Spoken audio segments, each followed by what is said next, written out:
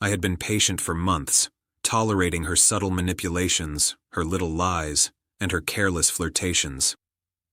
I had hoped, against all reason, that things would stabilize, that the woman I married would honor the vows she made.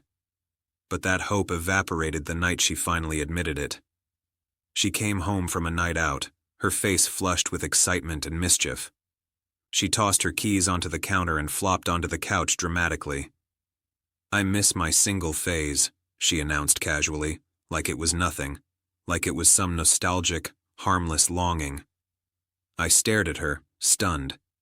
There was a weight to her words, a confession hidden beneath a veneer of humor and nonchalance. Before I could respond, she reached for her ring and, without hesitation, threw it at me. It clinked against the counter and skidded across the floor.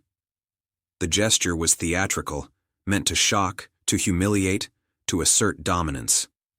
But all it did was reveal the depth of her recklessness. Her marriage, our promises, my trust. It all seemed trivial to her in that moment. I didn't yell. I didn't throw the ring back.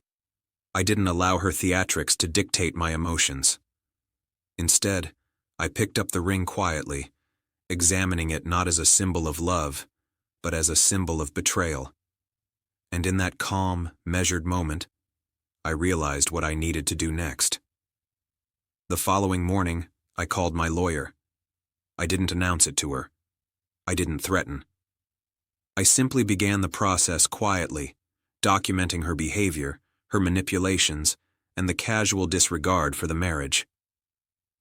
The ring on the counter was now a piece of evidence, a visual reminder of the contempt she had for the promises she once made. When my lawyer called her later that week to discuss the legal steps we were preparing, she panicked.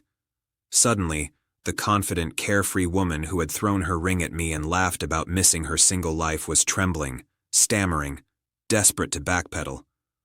She had assumed she had all the power, that her audacity, her charm, and her casual disregard for consequences would shield her. She hadn't counted on consequences delivered quietly, deliberately, and legally. Her panic was palpable.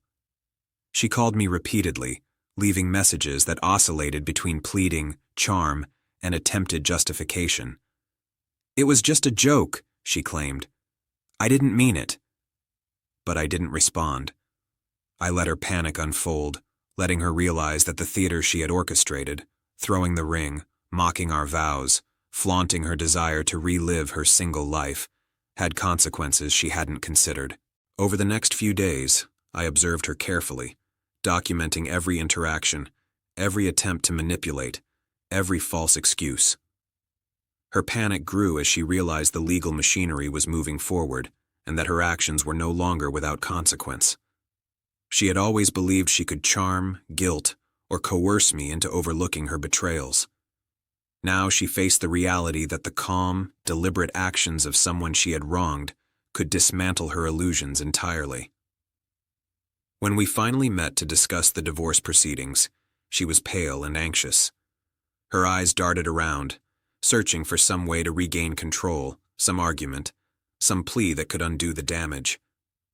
But I remained composed, calm, measured, unshakable.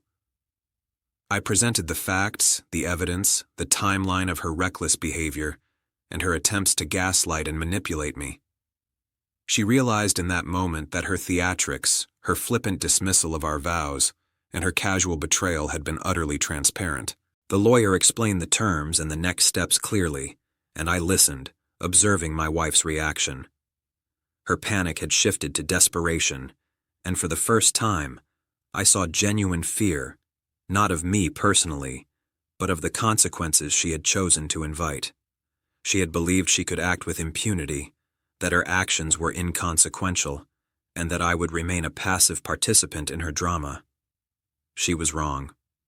Weeks later, when the divorce was finalized, she understood the full scope of what her actions had cost her. She had lost not only the marriage but also the illusion of control, the charm that had once masked her betrayals, and the safety net she assumed I would always provide. The ring she had thrown had become symbolic of her recklessness, careless, dramatic, and ultimately meaningless in the face of deliberate, calm action. I walked away with clarity, dignity, and a sense of control I hadn't felt in months. She had attempted to humiliate, manipulate, and assert dominance, but I had responded not with anger, but with calm resolve, documentation, and legal precision. Her panic had been the natural consequence of her audacity, and I had let it unfold without interference. The lesson was clear. Betrayal, manipulation, and audacity have limits, and consequences are most effective when delivered quietly, deliberately, and without the need for spectacle.